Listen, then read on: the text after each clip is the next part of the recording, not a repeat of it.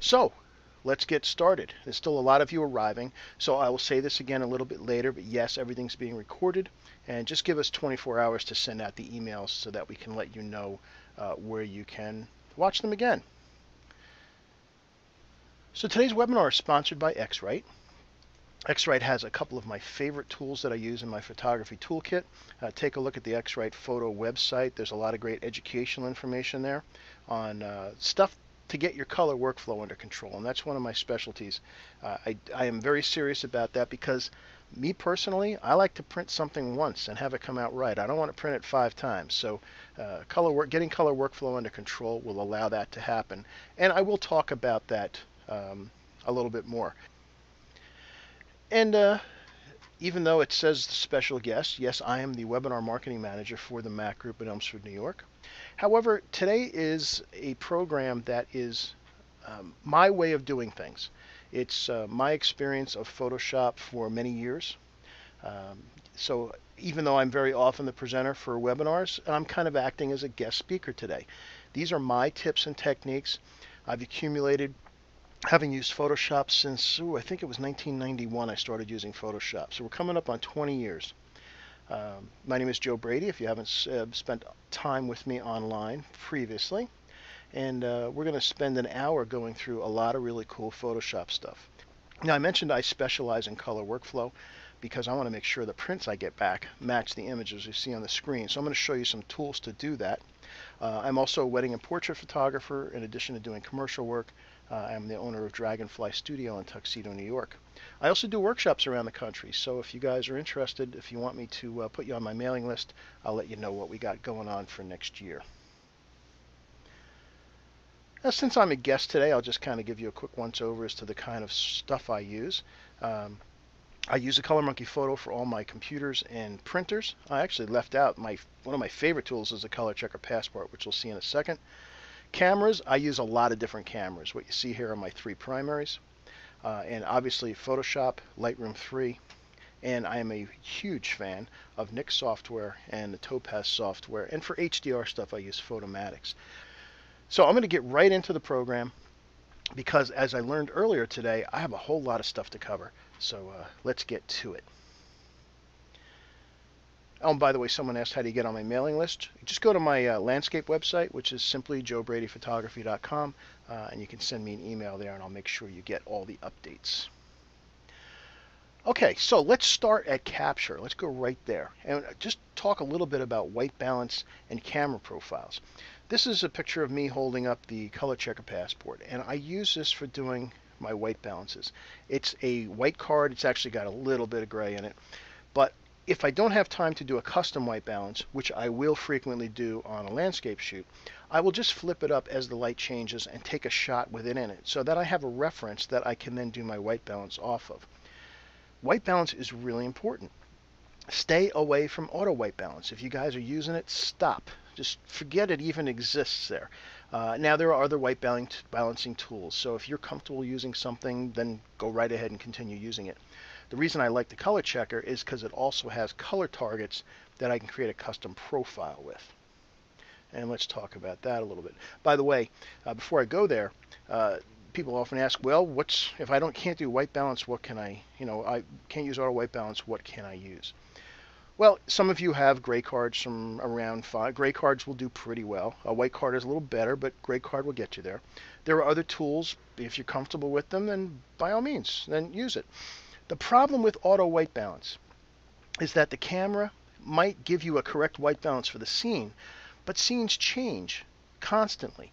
So if there's clouds, if somebody new moves into the frame, for example, say they're wearing different color clothing, the light changes just a little bit, the camera is going to recalculate white and exposure for every frame. And when you try to do a panoramic stitch, as we're going to do in a few minutes, if you have a different white balance, even slightly different from frame to frame, the skies aren't going to match, and that's really bad. Now, if you're a portrait person, and by the way, I'm doing a program on portrait editing next week, and we'll send you the links to that later. If you're doing portraits, every image on the page you're going to have a slightly different skin tone, which is really not pretty. So pick a white balance as a start point. If you can't custom white balance, Pick daylight if it's daylight, pick cloudy if it's cloudy. Just stay away from auto, because then every frame is going to have a slightly different white balance. Now I mentioned the passport. I'm going to show you this real quick in the software. The passport allows you to do custom camera profiles. Now, white balance is part of the way there. It gives you that neutral foundation. The problem is every camera records color differently. There is no standard for red or blue. Every camera manufacturer has its own interpretation of what that should be, and they're all slightly different. By having a chart like this, you see, this software that comes with this system allows you to create a custom profile so that all your colors will get nailed into place, and I'll show you that live in just a minute. Now, before you do any editing, you got to make sure your monitor's calibrated. I don't know how many of you are doing this. If you're not doing it yet, then you really need to. I'm not going to go into detail about this today. If you're interested in detail, I haven't posted the January webinars yet, but I will do one on really heavy detailed into monitor calibration. Your monitor has to be right for doing your editing. If you think about it, it's the piece that has the single biggest effect on your prints, because you're making your editing decisions, your color decisions, etc., based on what you see on the screen. And if your screen isn't correct, you can't do that.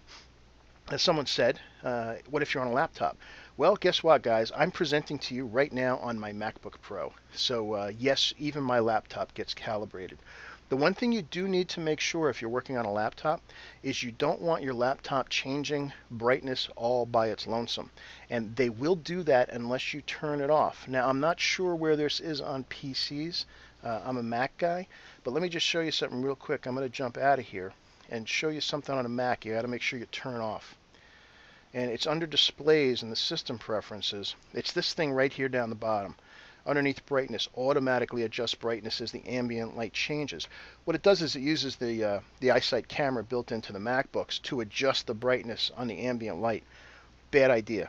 You don't want to do that when you're dealing with images. It's different if you're doing emails, but for images, you don't want your monitor to start changing brightness, because as it does, the contrast and the color is going to change as well. So you want to make sure that's turned off when you're dealing with images. And yes, some people have monitors that are too bright, some of the iMacs. I own one of those as well. We have one in our studio that it's just way too bright. Again, a subject for another day, but there are utilities that will take care of that. And every monitor has its ways of dealing with calibration. Again, a subject for another day. Just make sure that you are doing it. Now, monitor brightness, as I mentioned, can be a problem. There are some monitors that are just way too bright. And even with the hardware and software that you'd use, something like a Color Monkey or an i1 display, they're still going to be too bright. Now, there are utilities, you can Google it, that monitor too bright. There are utilities that will turn the monitor brightness down. However, they do that at the expense of color. So what the solution is then is you've got to judge your color on your screen with the utility turned off, and then judge the brightness with the brightness turned on. I hear this all the time from my professional photographer friends. They're sending out images to a lab or out to their printer, and they're coming out too dark. Well, it's because your monitor's too bright, and you're judging your images on a monitor that's overly bright and compensating for that. If you get your monitor calibrated right, what you're going to be seeing on the screen is going to be accurate, and that's what's going to come out on your print. I've done this time and time again. I only have to do my prints once because I go through this process. So if you're curious about more about this, go on to x-ritephoto.com. There are some videos about monitor calibration. In fact, there's a new one being produced right now that I just filmed a couple weeks ago that will be showing up in the next week or so. And the tool that I use, just for my little commercial announcement, is the Color Monkey. The thing I really love about the Color Monkey is it not only does my monitors, and it does them very fast. It takes less than a minute to calibrate my monitor.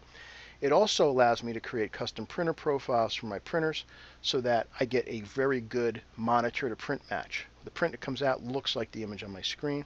It also calibrates LCD projectors. And in our studio, that's how we present images to clients. So we want to make sure our projector is looking just like our monitor as well. And yes, I use it. Somebody asked. I do use it on both the laptop and the desktop. Yes, I don't do any final edit checks on my laptops. Even a calibrated laptop monitor still has a tendency to be a little contrasty, a little bit saturated. Because remember, they're designed to be able to do everything. You're going to watch movies on it and cruise the internet and do some photo editing. So I will make sure that I check my images on a desktop monitor before I actually go out to print.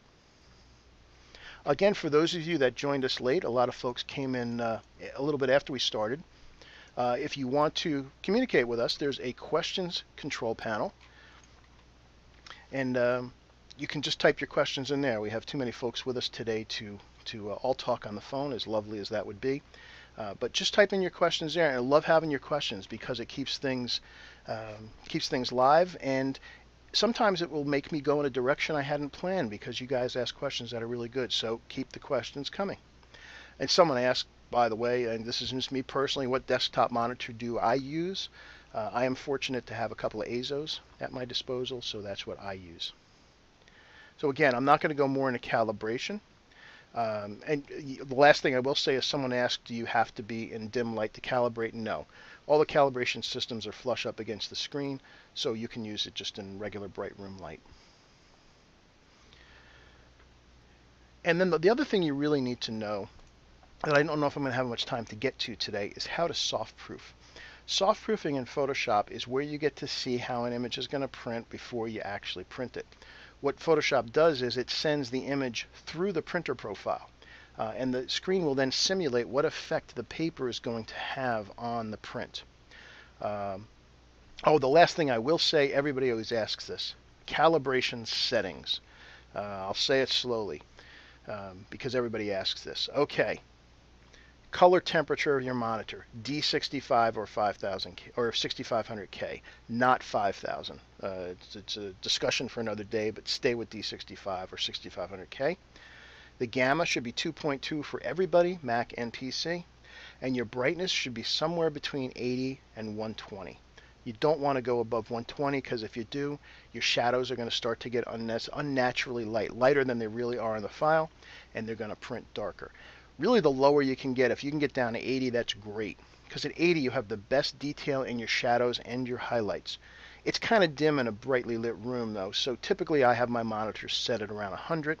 If it's in a really bright area, I'll go up to 120, but never above that. All right, before we go live into Photoshop, just a couple of comments about landscape photography. Now, landscape photography is my real passion. If any of you have, I know a couple of you already went and took a look at my my website, which is again joebradyphotography.com. I also just recently did a book on landscape photography in the Southwest that if you go to blurb.com and just search my name, that you'll be able to take a look at it.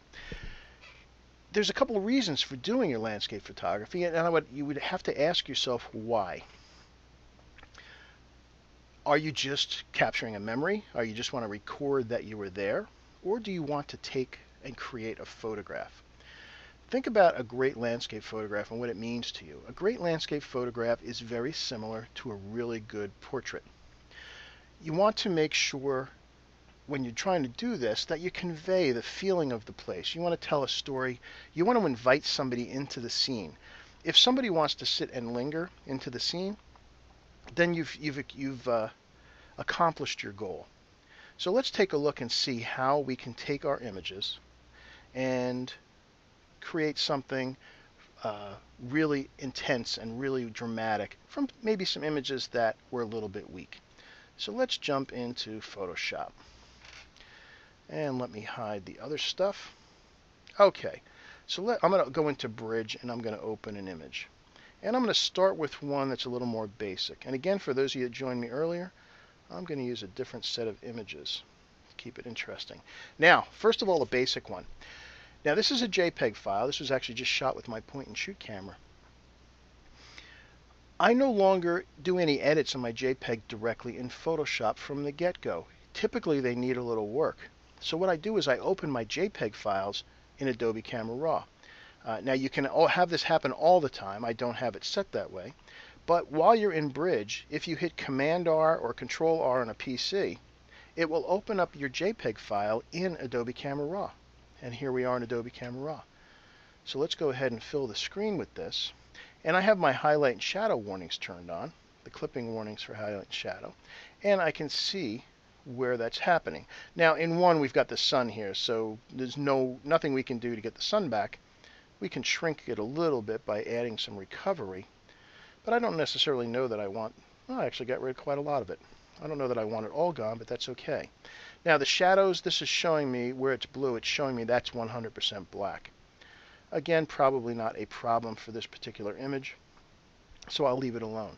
If I want to add a little more detail into these deep areas, I can take the fill light slider and add a little fill in. And then lastly, this image is lacking a lot of saturation, so I'm going to add some saturation. Now the difference between saturation and vibrance, before you ask, is that vibrance will increase the saturation but leave out skin tone colors. Saturation adds saturation intensity to all colors.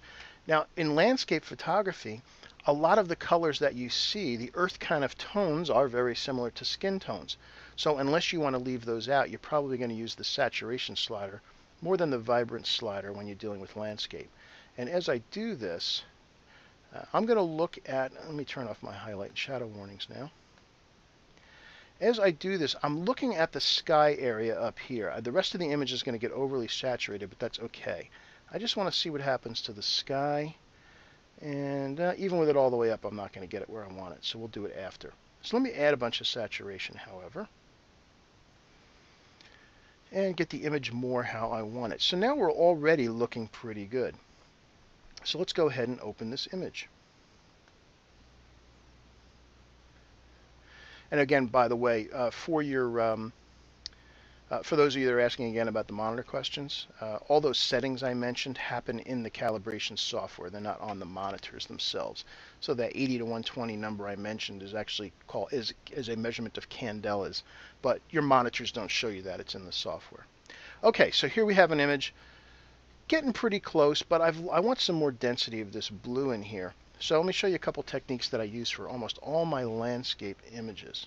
So yes, this was a JPEG file that I did my initial edit in Adobe Camera Raw. How cool is that? Again, from Bridge, just go into select your image and hit Command or Control R, and that will open it up in Adobe Camera Raw for you. So the first thing I do for most of my images is I'll duplicate the background layer, and you can do that by either dragging it to the folded page over here, which I can just do and let go, or you can select the layer and hit Command or Control J, and that will do the same thing. So if I just hit Command J, I get an extra copy, so I don't need that. Then I will take this copied layer and change the blending mode, which is right up here, from normal to overlay, and watch what happens to the image. Wow, dramatic change. Actually, for this image, pretty cool, except the shadows lost all their detail, but I like what it did to the sky. I'm going to back it off just a smidge and see what happens. Yeah, that's even better. And yes, by the way, this was shot with my $149 Canon PowerShot 1300, so I love this little camera. Now, I did lose some of the shadows here, so I need to bring those back a little bit. So I'm going to click on this copied layer and add a mask to it. Now I could go get a brush and start painting in here. I could just get myself a brush. And a shortcut that will save you many hours of editing time is when you bring up a brush, hold down Control Option or Control Alt. As you drag left and right, that changes the size of the brush. It makes it bigger and smaller. As you drag up and down, it changes the hardness of the edge of the brush. Now in the past I always used to have to go to the brackets, left and right bracket would make it bigger or smaller, or you'd find yourself going up to the brush control panel and changing the size and hardness here. By using this, holding these two keys down, you'll find yourself doing this all the time. It just makes life a lot easier. Also, you're going to use black and white a lot. So if you happen to have been playing with some colors and you have colors other than black and white in your palette, hit the letter D, and that will return your colors to black and white. And you're going to also want to switch from black to white a lot. To do that, just hit the letter X, and that will switch the foreground and the background colors. So again, those two keys are, on a Mac, it's Control Option. On a PC, oh boy, I think it's Control Alt. So give that a try. Now this works in CS5. It works in CS4. I don't think the up and down part works in CS4, strangely enough. You have to try it. But in CS5 it all works. So I could start painting in black here because my mask is white. And if anything I want to hide, I have to paint with black. So I put black in the foreground. I'm going to start with 60%. By the way, if I wanted 30%, I can just type 3 on my keyboard. And you can see it switches from 60 to 30. So as I start painting here, you can see I'm starting to get that pier details of the wood back. And that's working pretty well. But in this image, it's actually going to be a little bit maybe tedious to do that. So I'm going to undo that and try another way. I'm going to go to Select, Color Range, and choose the shadows. And you can see it's picked out all the shadows for me. I'll click OK. Now what it does, if I click on here, you can see what it picked. It actually picked the shadows. And what I want to do is actually mask the inverse of this. So if I hit Command I, now I get that negative. By the way, I hit Alt or Option and clicked on the mask in order to get to see that. And you add the mask, by the way, by clicking on this button right here. So now if I click on here, what I just did was I've isolated, excuse me, I've isolated out this overlay effect to just the areas that are in white. Now maybe I don't want the blacks to completely get masked back in. Maybe I want to lessen the effect of this, excuse me, maybe I want to lessen the effect of this mask. Now if I bring this mask up, when you've got a mask, actually it's kind of a cool image all by itself.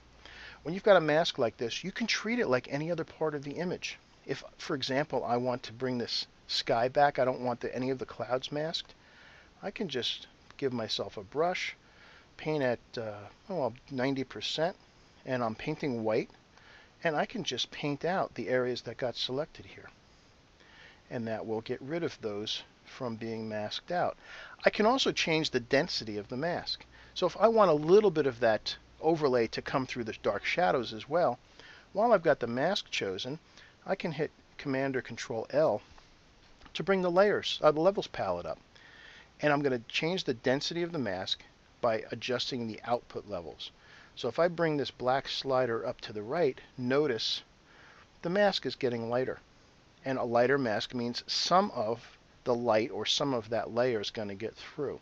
So I'm going to choose around 80 and hit OK. And then I'll click back on the icon. And what we just did was allowed the overlay to show through completely in all the white areas and most of the way in the gray area. And then we have, whoops, hit a little extra spot there. And we've got a really cool image. That quickly, we went from that to that. First we did our adjustments in RAW, and then we went to there. Pretty cool. So let's be done with this image and move on to something a little heavier duty. Now I mentioned color profiling, and I mentioned I like to use the Color Checker Passport, which is this image right here. And again, I mentioned having a camera profile will allow you to really dial in your colors. Now in Adobe Camera Raw, and you can only apply profiles to RAW files, by the way. In Adobe Camera Raw, it's under here, under Camera Calibration. And there's a newer process, by the way, called 2010. And here's the standard profile. And it's very safe, it's very generic. But it's causing a little bit loss of density in certain colors, particularly on the blues. And if you take a look, this is neutral. In fact, I could white balance off of here again.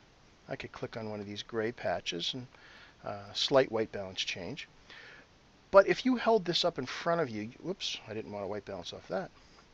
If you held this up in front of you, you'd notice some of the colors were much more intense. Well, watch what happens when we create a profile. And by the way, to create a profile, you would just save this image as a DNG, which I have right here. You save it, and then you would bring it into a utility, which I have hidden underneath here. called Color Checker Passport, and this comes with the system. And you just load the image that you took that's got the passport in it. I'll just go ahead and add that.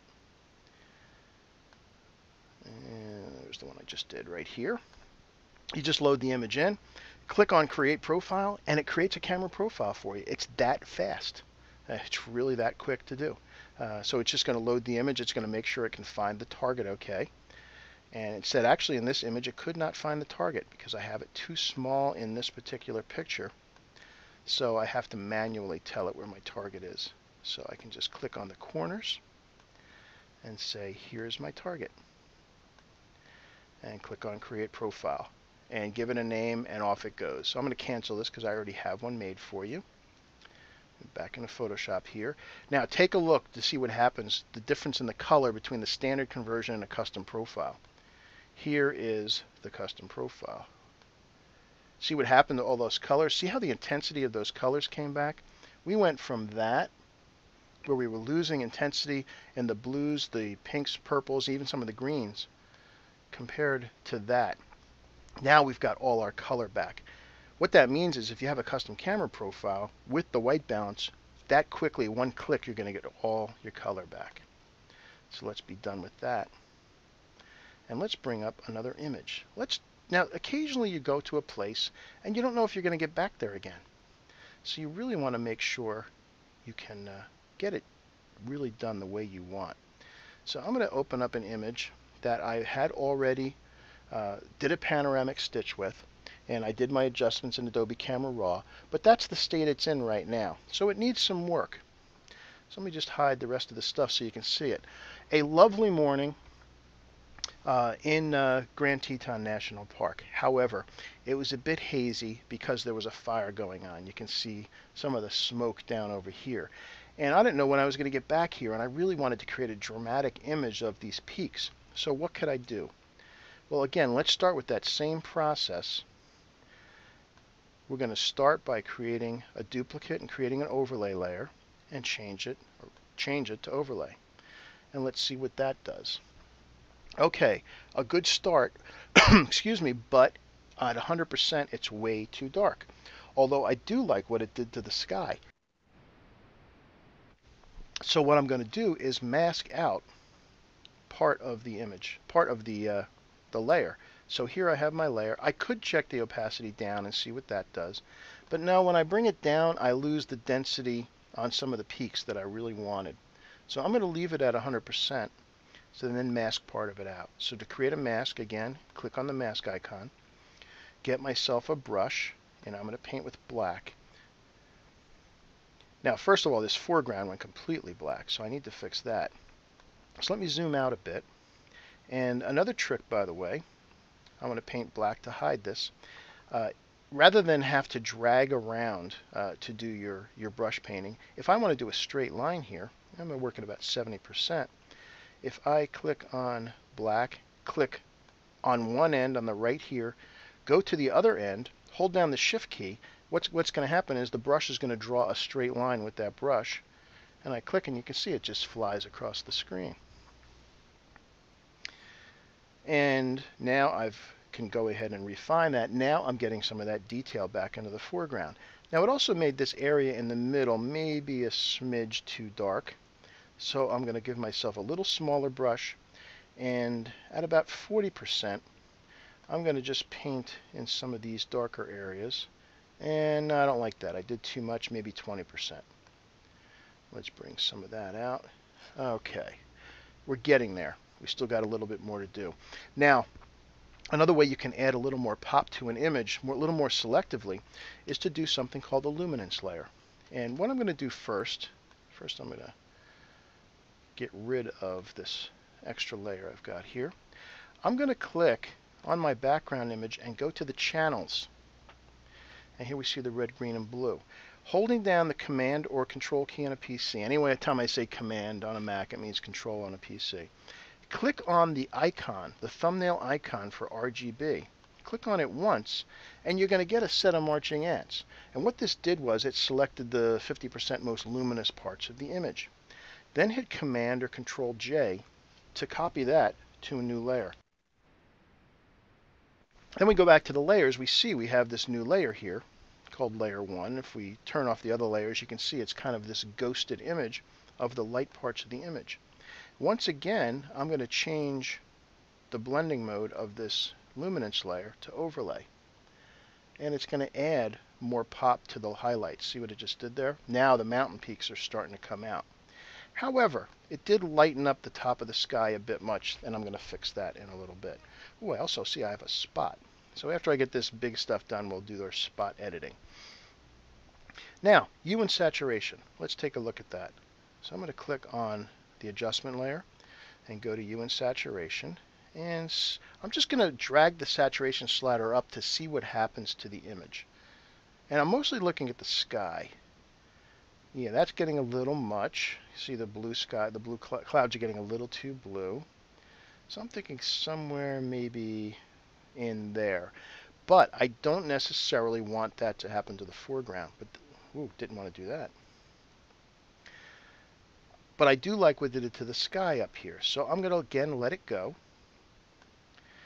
And I'm going to mask out the mountains. Now again, I could get a brush and try to paint over the mountains, but that's going to be kind of difficult and time consuming to do. What I'm going to do is select the sky. Now there's a couple ways you can try to do this. You can try first by getting the magic wand, clicking on anti-alias. Since I don't have any trees here, I can select contiguous and just click in the sky somewhere and see what happens. And if I hold down the shift key, I can continue to add to these selections until I get my entire sky. And in this case, that worked actually fairly well. I've got a couple little stragglers, so what I'll do is get my lasso tool, hold down the shift key, which turns the lasso tool to an addition. It means it's going to add to the selection, and I'll just drag around those few remaining stragglers, and now I've got my sky selected. That was a pretty fast way of doing it. I'll show you one other way in a second. So before I do anything else though, I'm going to save this. So I'll go to selection and save the selection and call it sky. This way I can always get back to this selection without having to go through this process again. I'm going to deselect it and show you another way that might work better in some cases. Go to channels and click on just the blue channel. In the blue channel, the sky is the lightest. So as we can see here, by the way, you can see the red actually in this channel makes a pretty good black and white image. Green, blue. So let's try using the magic wand now just on the blue channel, and we see in 3 clicks we get the whole sky. Now I can go up to the entire image, and we did it much faster. So it's just another way of doing that selection for the sky. You can try that. So we've already saved this, and our issue was when we did the hue saturation, the sky was good, but the mountains picked up a little bit too much extra color. So what I want to do is, I've got the sky selected. I want to select the inverse of that. So I could just hit Command-Shift-I or Control-Shift-I, which would select the inverse. Or let's say I had been doing something else and then decided to come back to this. I can go to Select, Load Selection, and choose my sky. And I also have the option here to invert it. I want everything but the sky, so I click OK. And now you can see I have just the mountains selected. So with my mask chosen here, I hit Option Delete, which will fill the background with the foreground. We'll fill the mask with the foreground color, which is currently black. Hit Option Delete. So now we can see, if I hold down Alt and click on the mask, that is what the mask is doing now. So now the hue saturation is only happening up to the top here. That's very cool. Now I'm going to do something that I find very useful for a lot of times when I'm doing sharpening or other selective things. I want to flatten the image without flattening the image. That may not sound like it makes much sense, but it's called stacking, and it's kind of a hidden feature in Photoshop. If you hold down Alt or Option and click on this flyout menu and choose Merge Visible, all of the layers that are currently visible get flattened into a new layer, but you get to keep all your layers. Now if you don't hold down Alt and Option, all the layers that were visible would disappear and become that new layer. But it's handy to have this because I want to selectively do something else. I want to darken up the sky a bit. And rather than try to do a levels adjustment, which is not going to work real well on the bright clouds, I'm going to try another blending mode. And instead of using normal, I'm going to choose multiply. Now these blending modes are organized by what they do. The first group is kind of obvious. All of these will darken an image. The second group will lighten an image. This third group will change the contrast in the image. This is kind of a weird grouping. I'll show you what difference does a little later. And then this last group affects color. So I want to darken the image, and I'm going to use multiply. Now what it did was it really darkened the image, but I like what it did to the sky. That's pretty cool. I might make it a little less than that, but I like what it did. However, I don't want it to do that effect to the foreground. The foreground was good the way it is. So how can I get it back? Well, I can go through the whole process of bringing up that selection and masking it out, but we just did that for our previous layer. So watch this. Hold down Alt-Option, click on the layer mask, and just drag it to the new layer. And it just copies it. And now as I turn this on and off, you can see what it's done for the sky. It's brought all that density back, and maybe a bit much. So what I'll do is just back it off a little. So I can change the intensity of that. Actually, even better, I like what it did the right side. This upper left-hand corner is a little bit much. So with the mask selected, I'll get a brush, a nice big one, and about 30%. I'm just going to paint into the mask just to get rid of a little bit of the density that occurred from that multiply. And let's see how that looks. Let's hide. Let's see where we are. All right, we're coming along pretty well. Let's do a couple more things. And by the way, yes, keep those questions coming, guys. Let's see, what have we got going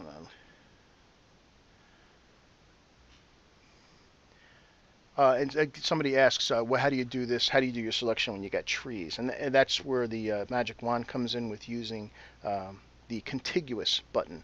If you use contiguous, everything that you select has to be touching.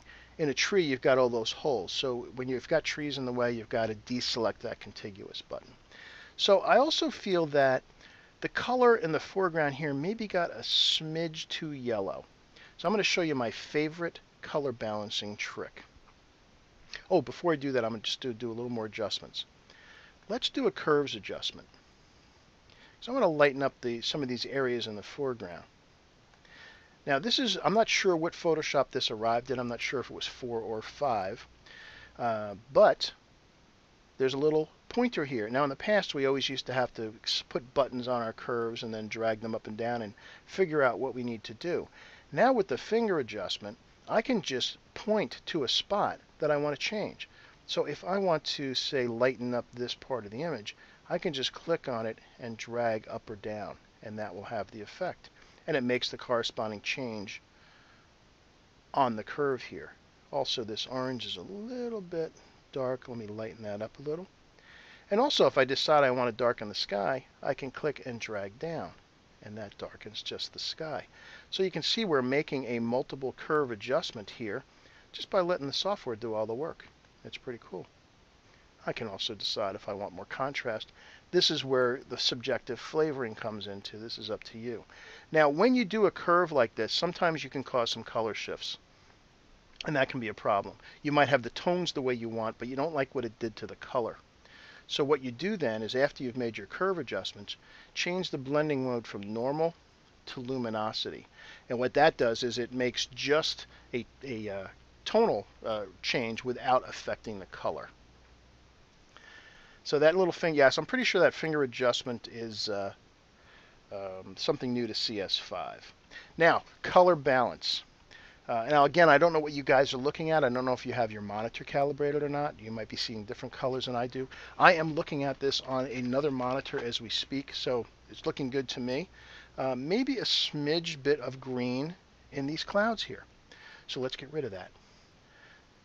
Now here's my favorite, not necessarily a favorite, this is my own personal trick for doing color balance. Sometimes I can look at an image and know exactly what it needs. Oh, it's a little too magenta, and I'll fix that.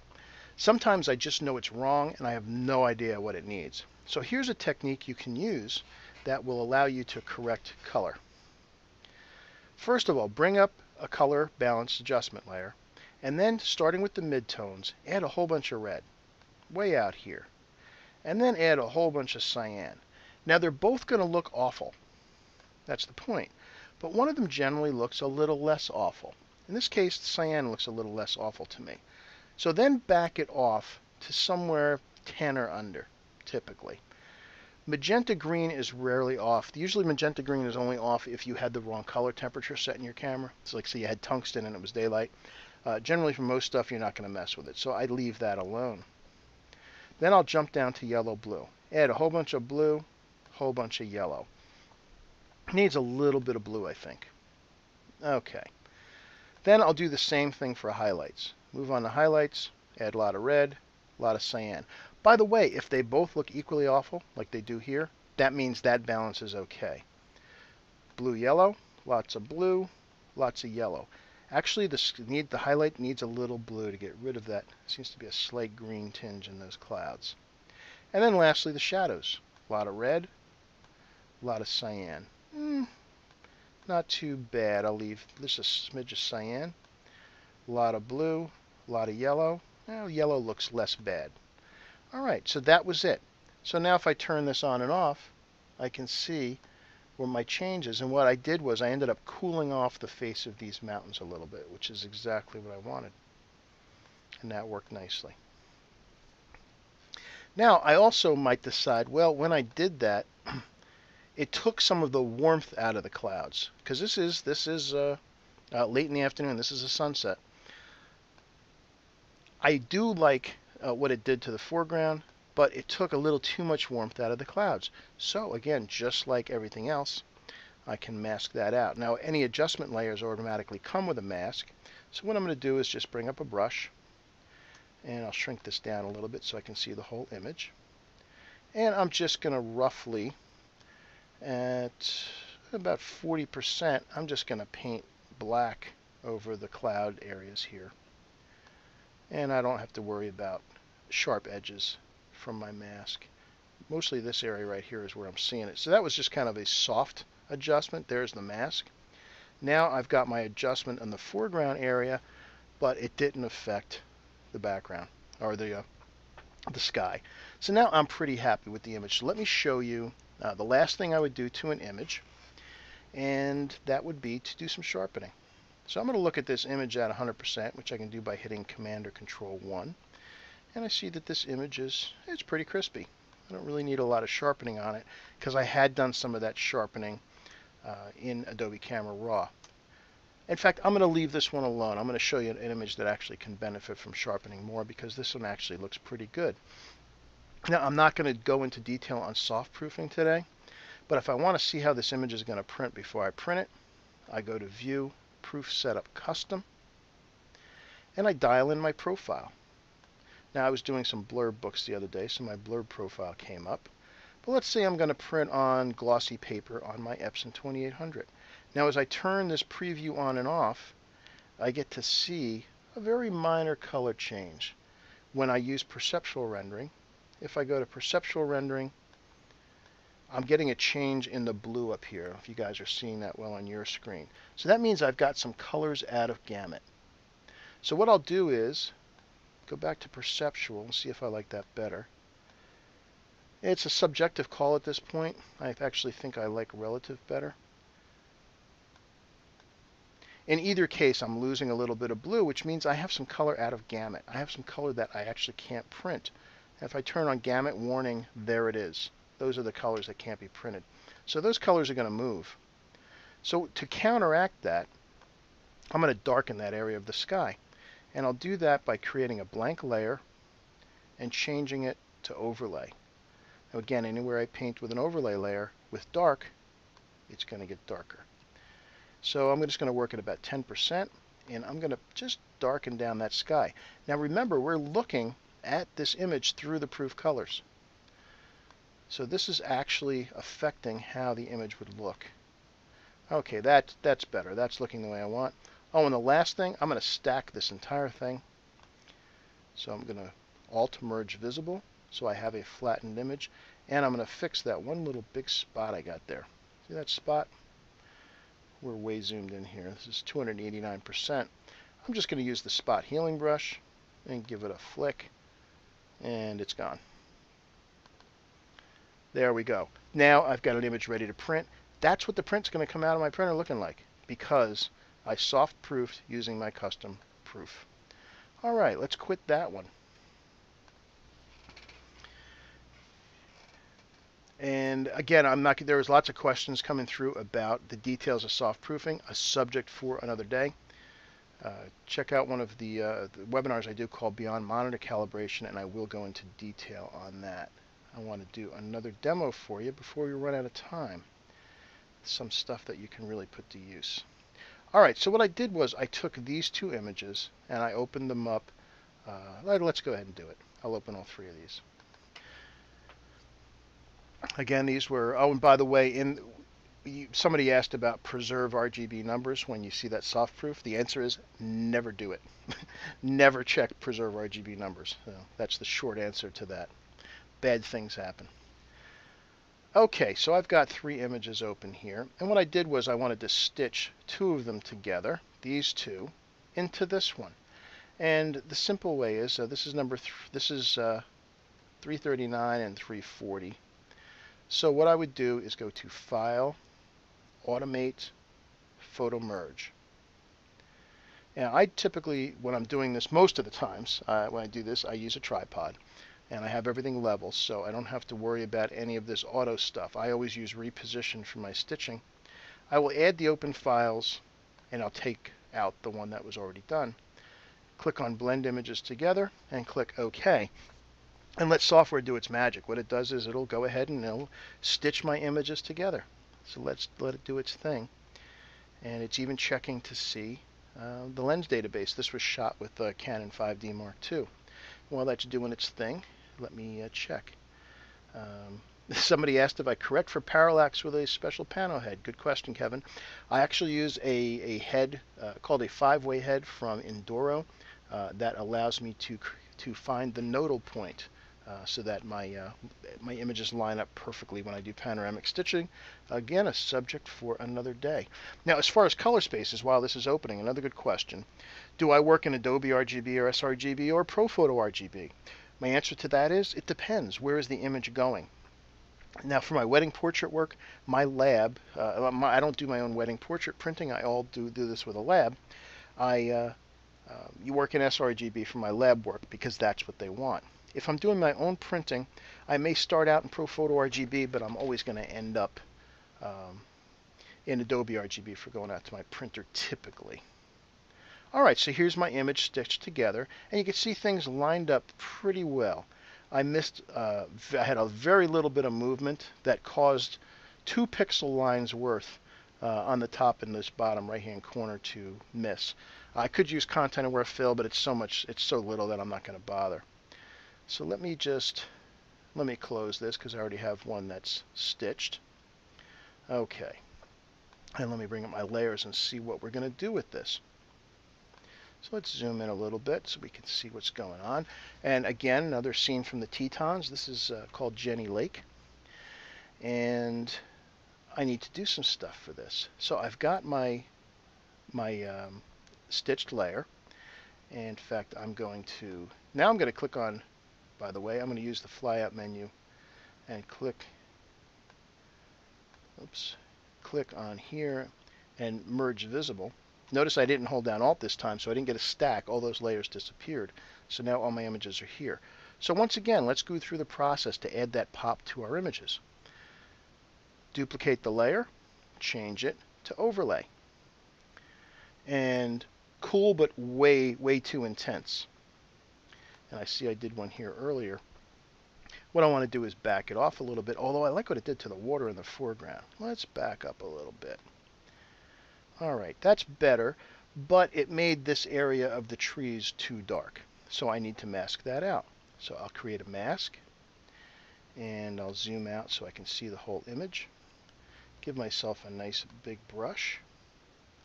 And with an opacity of about 50%, I'm going to paint in this tree line here, just to lighten that back up. All right, that's looking better already. Oh, but there's a lot more to do. I'm going to take another copy of this. Yeah, so I'm going to do that by just hitting Command J. I'm going to get rid of the mask. Oops. Get rid of that mask.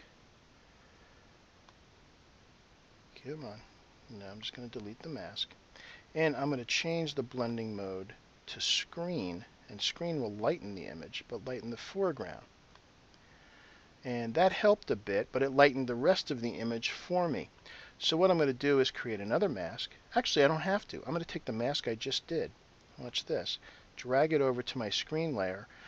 But I want just the opposite to happen. I want everything else to be lightened. I want this to be lightened and everything else to be left alone.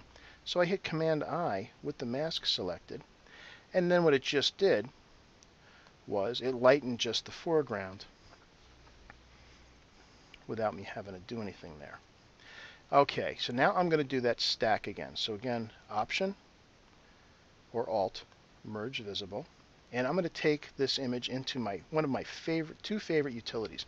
There's two softwares I use all the time for my image editing, my landscapes. One is Topaz, Topaz Adjust in particular, and another one are the NIX softwares, Viveza, Color Effects, and Silver Effects. So I'm going to run this through Topaz Adjust. And Topaz Adjust is kind of a pseudo HDR software that adds some really cool effects to images. So let's take a look as this generates. And the one I'm going to use is something called Spicify, which by itself is way overly done. Now see here, this is using Photopop, which is a really cool intensifier. Actually, let's take a look at Spicify, which is going to be really crazy. But look at the incredible texture it added to the water. Now, yes, this is too much, but that's okay because it's on a layer. So let's hit OK and let it do its thing. Now, if you want to create this kind of super real kind of imaging, you can do that with this software as well as create paintings, etc. If you are a landscape editor, landscape photographer, you must have Topaz Adjust. Just don't even go ahead and do the download, but buy it. And I'll have a discount coupon for it at the end of the webinar, so stay tuned. So let's see what this does to our image. Very cool, but a little intense. So let's back it off a little bit. So instead of 100%, let's come down to, oh, I kind of like it at 50%. Let's see how that looks. That's pretty cool. So here we are at 50% with that Spicify layer, and look what it's done to the image. It took it from that flat to really adding a lot of pop to the image. I like that. That looks really good. In fact, I can zoom into 100% and see the incredible level of detail that I've gotten in this water, and the water is really dramatic. It also brought out a lot of detail in the trees. Like it. And it added some pop to the mountain off in the distance. Good all the way around. Oh boy, I'm getting close to running out of time. Hey, do you guys mind if I run over a little bit? Can we spend an extra 5 minutes or so? Let me know in the control panel, in the questions panel. Is that okay? Yes, no? Okay.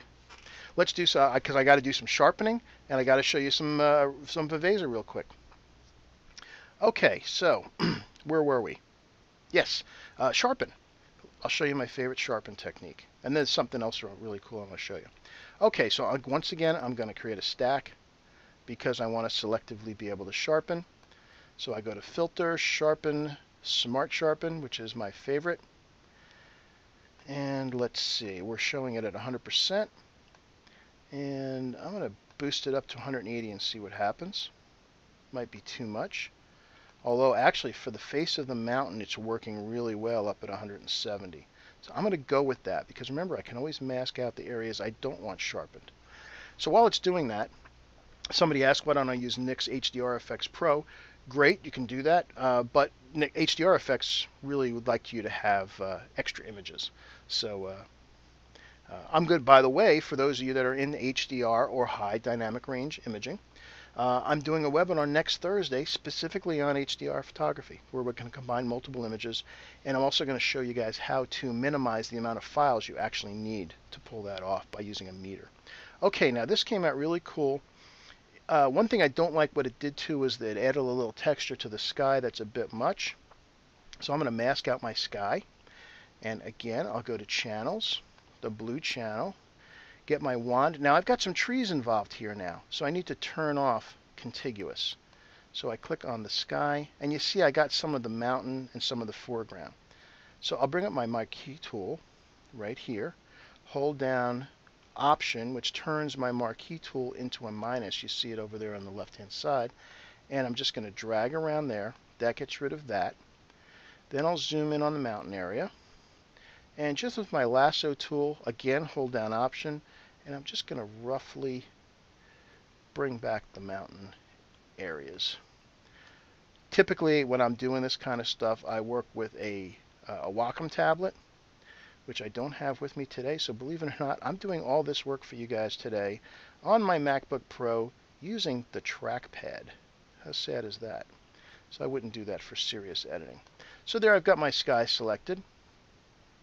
I'll save it as a channel.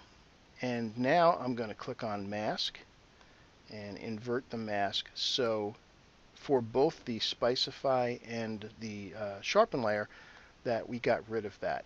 So here's what I just masked out. So that's great. Okay, one last thing I want to do for this image. Don't you think it could use a little cloud? Wouldn't a cloud be nice? It's a problem when you're doing landscape imaging. You don't have clouds all the time. You can't just determine what the image is going to look like. I think it needs a little cloud. So let's go get one. So I'm going to go into Bridge. Whenever I'm out and about and I come across cool skies, I photograph them. I have many pages, many folders of just skies. So I gathered a couple here. Here's a lovely little cloud. Let's open this one. So I'm going to open my cloud file and apply my profile to it. This is, there we go. We got that nice blue back. Now I don't know, it was a different time of day, different color temperature. Doesn't matter. I'm just going to go ahead and open it because I'm going to show you how you can match colors from different things. So I select my lasso tool, and I'm just going to select the clouds and copy them. Then I'll just close this. Now I need to select my sky again, but I don't have to because we saved it, remember? Load selection, sky. And there's my sky. And what I'm going to do is I'm going to create a new stack. And I'm going to go to Edit, Paste Special, Paste Into. And it's going to paste my cloud into there. Now, if I hit Command T to size it, and then Command 0 to fit the whole thing to the screen, I can see that my cloud is bigger than my sky, and that and the color temperature is way off. So how do you fix that? I'm going to show you in a second. First, I'm just going to worry about putting the clouds, putting the clouds at the size and shape I want. Let's say about like that. I'm just going to have a couple little happy clouds up there. But the color's way off. So how do I fix that? Here's how you do this. And by the way, this works if you're switching heads on people too. Go to each channel individually with just the sky selected. So go to red first. Then bring up the levels command and adjust the middle slider so that the grays match. Typically you're going to lighten them. So I can go all the way over until it just about disappears as much as possible. And I do that for red. Then I do the same thing for green. Bring up the levels. Come on, catch up. Wow, this was really dark in the greens. Just until it starts to disappear. Try to match it as closely as possible. And then lastly, the blue. So obviously these skies were completely different color temperatures, but by doing this, we can get them to match. So watch what happens now. I click back. Now we're pretty close. We're still off a bit. So let's zoom in on here. And what we don't want to do is mask around these clouds a bit. So I click on the mask, get my brush, make it somewhat smaller. I'm going to paint it about 70% and just go around that edge to try to get that color temperature change to be minimized. I'm doing this roughly, and again, I'm working on my trackpad. And then the last thing is I'll probably take the opacity down just a smidge. I might bring the overall levels down of the clouds themselves. Let me just make them a little darker. And then I'll change the opacity just a smidge, so they lose a little bit of their intensity, but now they completely blend in. I've got one little last border here. Let me go to 100%.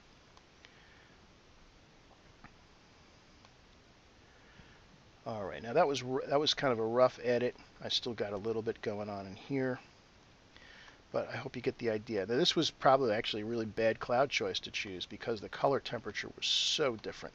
If you can get some scenes where you've got a similar color temperature, then these will really match much better.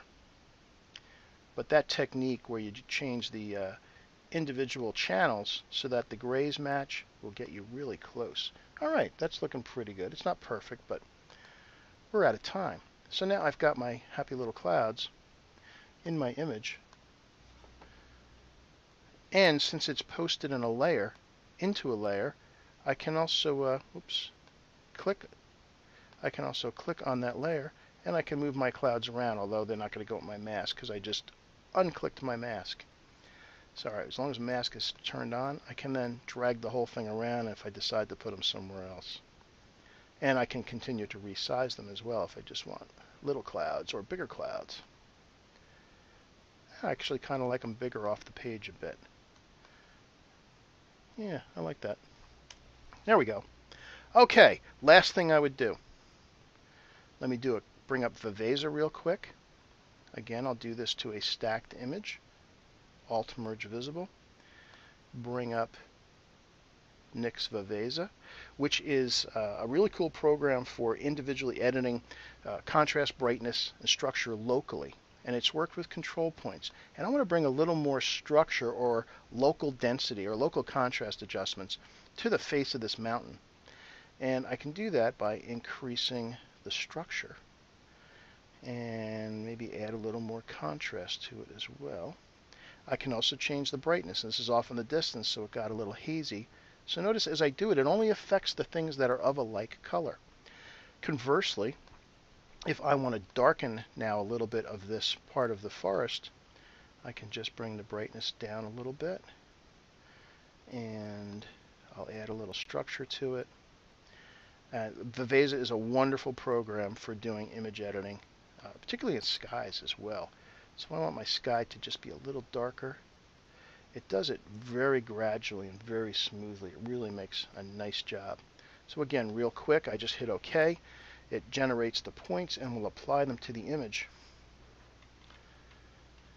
And as soon as we're done, as soon as this is done, I will show you the before or after. So what structure is, by the way, is it's kind of a localized contrast adjustment. It's the best way I can describe it. If there are light and dark differences, it accentuates them along their borders. Kind of like Unsharp Mask does for sharpening, Structure does for contrast. So with all those edits, we went from here, which is nice, but kind of flat and lifeless, to there, to intense. Take a look at that full screen. Isn't that a place? Can't you just imagine that you're standing there, that you're kind of hearing the water flowing and the wind blowing? That's the goal of a photograph of a landscape. You want to share what you've experienced, and that's what I really like to do. I like to share I've been very fortunate to travel a lot. I like to share the places I visit and try to convey the feeling that I had when I was there. I know there's a lot of places I'm never going to get to, so I would love you all to do that for me as well. I'd love you to share your images because that's kind of a way we get to travel with each other vicariously, and that's what great photography will do. So let's finish up. I'm sorry I've gone over, but I hope you guys don't mind. Now, some of you had questions that were maybe a little bit beyond the scope of today, or a little too more detail, or maybe I just ran out of time. So if you have a question that's of the technical nature, please send that to answers@x-rite-photo.com that you're seeing here today. So we're out of time. Thank you all for spending time with us today. I hope you had a lot of fun. I know I did. Thank you for all the great questions. And until I see you online again soon, have a great rest of the week, and bye-bye.